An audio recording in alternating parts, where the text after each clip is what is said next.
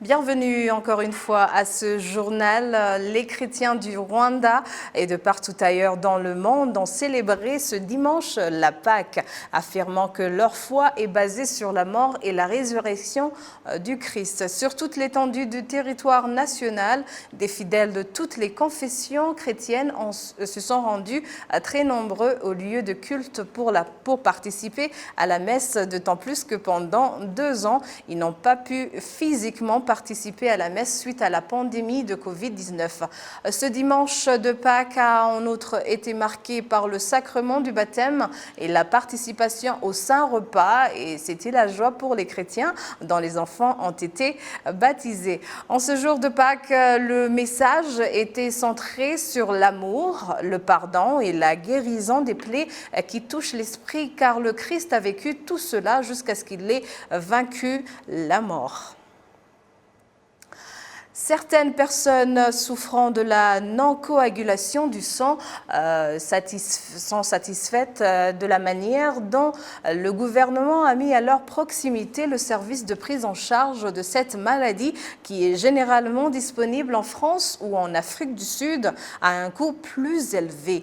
Le médecin spécialiste de problèmes de manque de coagulation du sang au centre hospitalier et universitaire de Kigali, CHUK, le docteur Gilbert Uwizeyimana dit qu'une personne sur 5000 au Rwanda est atteinte de cette maladie qui est plus répandue chez les hommes que chez les femmes.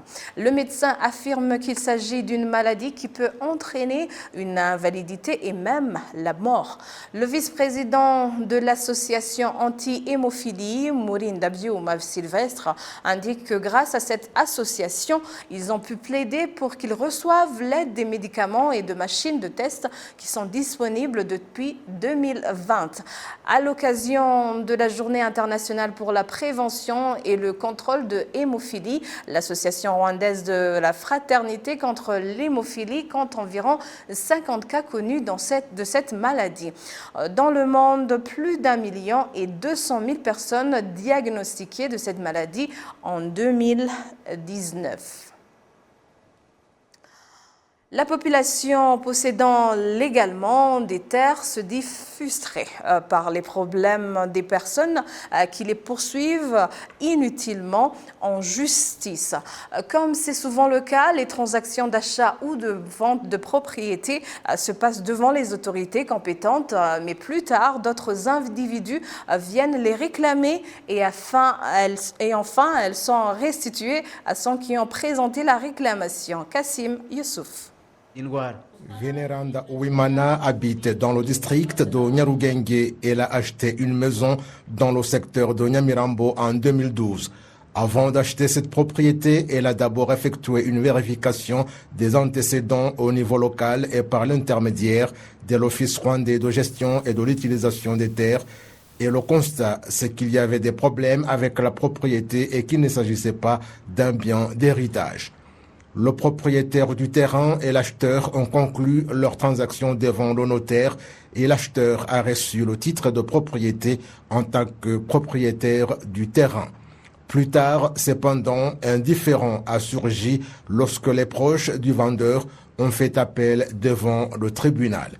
Veneranda Uwimana a acheté la propriété à 18 millions de francs rwandais et elle est bouleversée car le tribunal lui a ordonné de restituer le terrain alors que la personne qui lui a vendu la propriété vit actuellement au Canada.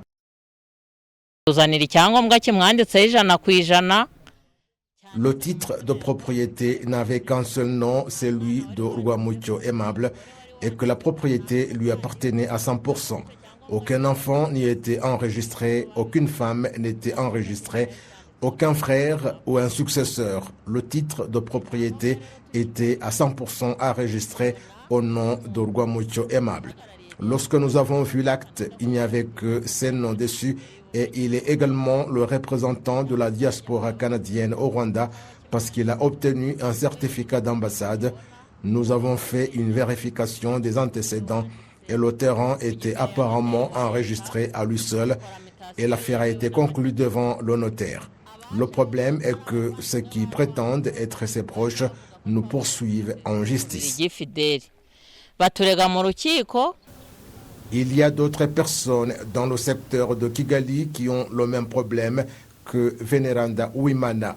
Il souligne qu'il peut y avoir des pots de vin lors des transactions foncières parce que même l'un des conjoints peut vendre des terres à l'insu de l'autre et la mutation du titre de propriété est effectuée.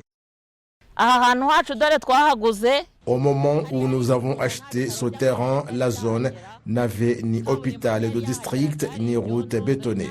10 ans se sont écoulés, donc quiconque voudrait avoir ce terrain l'achèterait à la valeur actuelle ou nous laisserait le terrain en tant que propriétaire. La personne à qui nous l'avons acheté n'est pas décédée car nous sommes allés voir la personne qui nous a vendu le terrain. Nous avons parlé à la personne avant le début du procès et la personne a convenu que les transactions étaient légales. Je me demande donc ce que ceux qui prétendent avoir des droits sur cette propriété vont montrer comme preuve. Le directeur en charge de l'habitat et des infrastructures dans le secteur de Nyamirambo, Nigena Ejide, a fait savoir que lors de l'enregistrement des terres, en particulier les terres héritées, il y a ceux qui ont dissimulé les informations concernant des proches et ont enregistré ces terres comme les leurs, ce qui constitue des questions litigieuses qui continuent de s'opposer lors de la vente. Normalement, la personne au nom de qui un terrain est enregistré est celle qui le vend, mais en raison de la valeur que le terrain a, parfois dans le processus d'enregistrement d'un terrain pour les documents de base, et cela arrive souvent avec les héritiers, ils montent au moment de l'enregistrement qu'il a ou qu'elle n'a pas d'autres héritiers, donc la terre est enregistrée à eux seuls et plus tard, cela se retourne contre l'acheteur. Nous conseillons aux acheteurs de trouver ceux qui leur ont vendu le terrain afin que le tribunal puisse décider de la manière de résoudre le problème.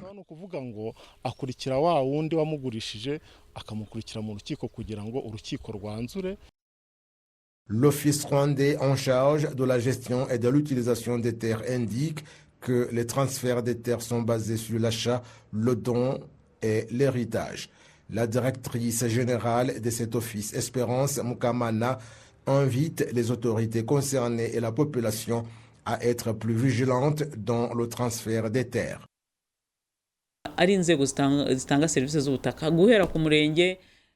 Ce que nous demandons, c'est que les prestataires de services fonciers au niveau des instances de base ou au niveau notarial fassent très attention à ne pas tomber dans ces erreurs parce que lorsque de tels cas se présentent, ils sont également impliqués et les gens doivent également être suffisamment minutieux pour connaître le véritable propriétaire du terrain, car nous avons les détails dans le système. Donc, lorsqu'une personne vous vend un terrain, demandez-lui d'abord le numéro du terrain au lieu de se précipiter pour recevoir des documents, ce qui entraîne des problèmes plus tard. Le Conseil des ministres, qui s'est tenu le 9 avril 2022, a approuvé un arrêté ministériel sur l'enregistrement foncier conformément à la nouvelle loi foncière de 2021. Depuis que le Rwanda a commencé le recensement et l'enregistrement des terres, plus de 10 millions de documents ont été délivrés. Le sacrifice et la non-considération excessive des défis, telles sont les principales leçons que les dirigeants du secteur de Nyamiyaga disent tirer de l'histoire de la lutte pour la libération du Rwanda et de l'arrêt du génocide perpétré contre les Tutsis, ajoutant qu'actuellement leurs contrats de performance seront signés en se conformant à la manière de faire de l'ancienne armée patriotique rwandaise. Kassim Youssouf. Murindi, dans le district de Gicumbi, est l'un des sites qui préservait l'histoire la plus importante de la guerre de libération du pays. Les visiteurs de ce site reçoivent des explications sur les moments pénibles et les défis auxquels l'ancienne armée patriotique rwandaise a été confrontée, mais grâce au travail avec objectif et à la persévérance face aux difficultés, tout finissait par le succès. Les agents, les dirigeants et les leaders d'opinion du secteur de Nyamiyaga en district de Kamoni disent qu'ils félicitent le sacrifice qui a caractérisé cette armée et qu'il s'agit là de la principale leçon qu'ils ont tirée de la visite du site de Mulindi. Ce que je dois faire, c'est dire aux jeunes d'avoir la force d'aimer le pays. Ça nous donne plus de force et de courage et nous remercions sincèrement notre armée qui s'est agréablement sacrifiée. J'interpelle également ceux qui n'ont pas encore visité ce site à le faire pour se rendre compte du sacrifice qui a caractérisé notre armée et que nous puissions lui emboîter le pas et avancer davantage. Ces visiteurs disent qu'après avoir visité le musée de Mulindi et celui érigé au siège du Parlement, ils ont assez d'informations leur permettant à leur tour d'expliquer aux autres l'histoire de libération du pays et de l'arrêt du génocide perpétré contre les Tutsis. Le secrétaire exécutif du secteur de Nyamiyaga indique que les dirigeants dans leur travail doivent accorder plus d'importance aux objectifs à atteindre et considérer les défis comme éléments auxquels des solutions doivent être trouvées. Chacun à son niveau peut travailler et bien accomplir sa tâche, surtout qu'aujourd'hui nous avons la chance d'avoir une fondation, notamment celle du sacrifice, et ne pas mettre en avant n'importe quel défi. Les Ingotani n'ont pas vécu ici comme s'ils étaient au paradis. Ils étaient là pendant les négociations, pendant la guerre et autres. Nous pouvons également atteindre diverses réalisations sans toutefois mettre en avant les défis que nous devons plutôt considérer comme notre travail.